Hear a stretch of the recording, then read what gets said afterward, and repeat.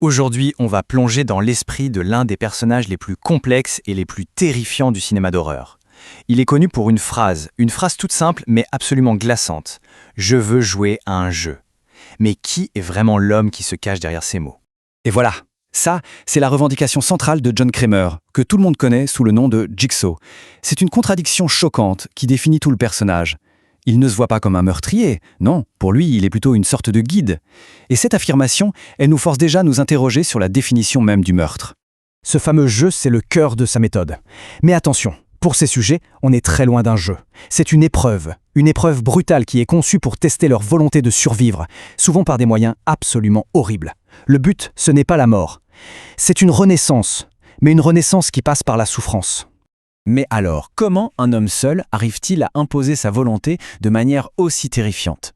Eh bien, la réponse se trouve dans sa méthode de communication et surtout dans le visage qu'il choisit de présenter à ses victimes. C'est cet avatar qui a vraiment gravé sa place dans notre imaginaire collectif de l'horreur.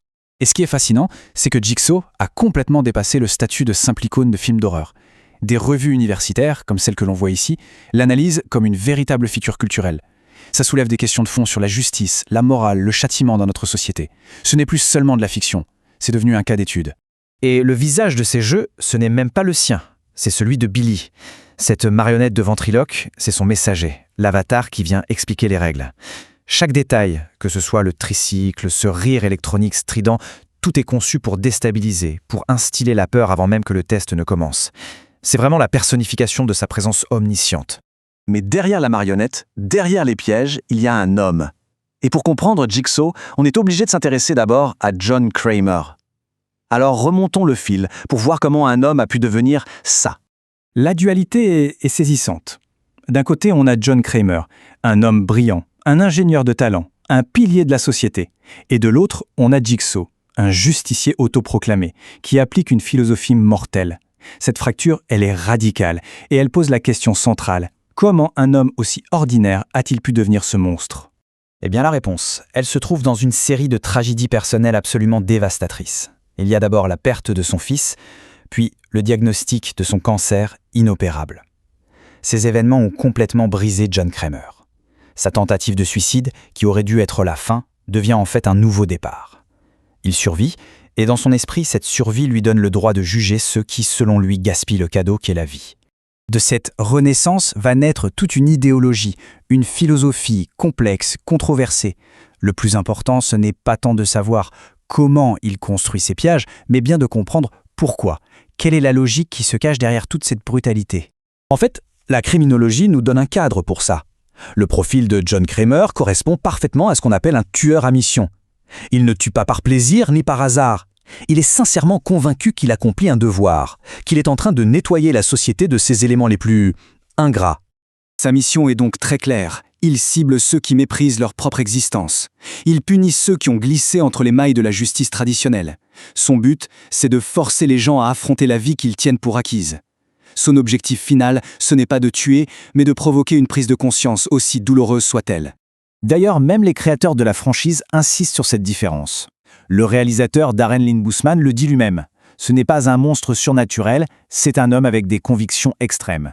Et c'est justement ça qui le rend si troublant. Ses motivations, aussi tordues soient-elles, sont ancrées dans une logique qui se veut humaine. Certains analystes sont même allés plus loin, en comparant sa vision du monde au nihilisme de Nietzsche. C'est cette idée que la morale traditionnelle s'est effondrée, qu'elle n'a plus de sens. Et face à ce vide, Kramer décide de créer son propre code de valeurs, un code brutal, basé sur une seule et unique vérité, la volonté de survivre. Ok, on a vu la philosophie, maintenant passons à la pratique. Comment est-ce que cette idéologie se traduit sur le terrain? Son mode opératoire, vous allez voir, est tout aussi méticuleux et symbolique que sa vision du monde. Son processus, c'est un véritable rituel en 3 actes. D'abord, l'enlèvement, anonyme, brutal. Ensuite, les règles, impersonnelles, délivrées par une cassette ou la marionnette. Et enfin, l'épreuve, une confrontation directe entre le sujet et ses propres démons. Chaque étape est conçue pour déshumaniser la victime, pour la forcer à se reconstruire ou à échouer. Ces outils sont devenus aussi iconiques que lui. Le masque de cochon, qui cache son identité, mais qui est aussi un hommage symbolique à l'année où il a commencé son œuvre. Les microcassettes, avec cette voix déformée, ralentie, qui est absolument terrifiante. Et bien sûr, les pièges. Chaque machine est une œuvre d'ingénierie diabolique, mais surtout une métaphore en acier des fautes de la victime. Le piège n'est jamais aléatoire, il est toujours le reflet du crime commis. John Kramer meurt à la fin du 3e film. On pourrait croire que c'est la fin de l'histoire. Mais en réalité, son véritable objectif n'a jamais été de mener une croisade personnelle. C'était de créer une idée, un héritage qui pourrait lui survivre. Et la preuve, c'est que son idée a survécu. Son idéologie a été assez puissante pour recruter des adeptes de tous les horizons. Des survivants comme Amanda Young, des policiers comme Mark Hoffman, même des médecins comme le docteur Lawrence Gordon. Chacun a vu dans sa mission une forme de justice ou de rédemption et a choisi de perpétuer son œuvre. Et c'est ça le point le plus important.